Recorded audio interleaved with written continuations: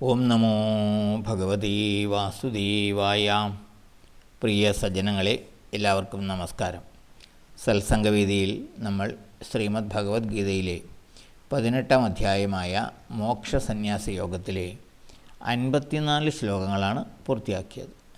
ഇന്ന് നമുക്ക് 55-ാമത്തെ ശ്ലോകം നോക്കാം.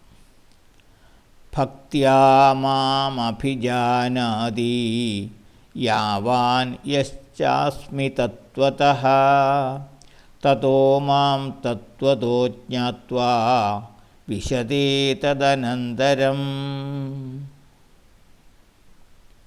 ഭക്തിയാ, ഭക്തിമൂലം, അതായത് മുൻ ശ്ലോകത്തിൽ വിവരിച്ച പരമമായ ഭക്തിമൂലം,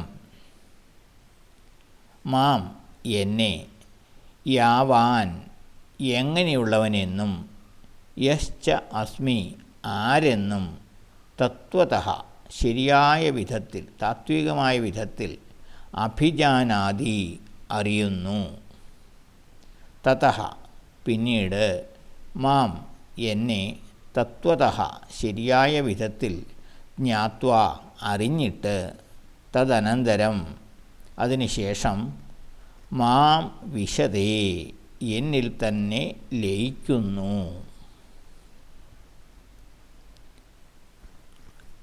മുൻ ശ്ലോകത്തിൽ പരമമായ ഭക്തി, അത് ഒരു ഭക്തൻ നേടുന്നതിനെ പറ്റിയാണ് പറഞ്ഞത്. അപ്രകാരം പരമമായ ആ ഭക്തി മൂലം, ഭഗവാനിലുള്ള ഭക്തി മൂലം എന്നെ, അതായത് ഭഗവാനെ എങ്ങനെയുള്ളവനെന്നും ഭഗവാൻ ആരെന്നും ശരിയായ വിധത്തിൽ ആ ഭക്തന് അറിയുവാൻ സാധിക്കുന്നു. പിന്നീട് ഭഗവാനെ ശരിയായ വിധത്തിൽ അറിഞ്ഞിട്ട് അതിനുശേഷം ഭഗവാനിൽ തന്നെ ലയിക്കുന്നു. അതായത് പരമമായ ഭക്തി മൂലം ഭഗവാനെ അറിയുവാൻ സാധിക്കുകയും ഭഗവാന്റെ തത്വം അറിയാൻ സാധിക്കുകയും ഭഗവാനിൽ ലയിക്കുകയും ചെയ്യുന്നു, അഥവാ മുക്തിയെ പ്രാപിക്കുവാനും സാധിക്കുന്നു. ഇതാണ് ഈ ശ്ലോകം പറയുന്നത്. ശുദ്ധഭക്തി കൊണ്ട്, പരമമായ ഭക്തി കൊണ്ട്, അതായത് താനും ഭഗവാനും ഒന്ന് എന്ന ആ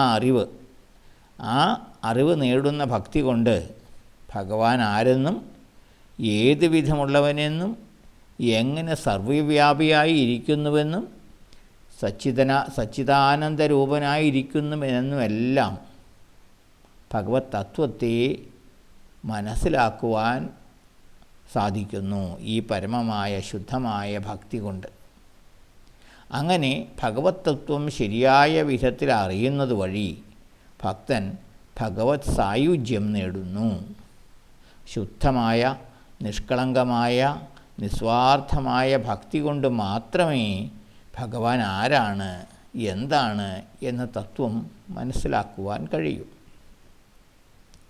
അങ്ങനെ ഭഗവത് തത്വം ഗ്രഹിക്കുന്നതോടുകൂടി ഭഗവാനും ഭക്തനും ഒന്നായി ലയിച്ചു ചേരുന്നു ക്രമേണ.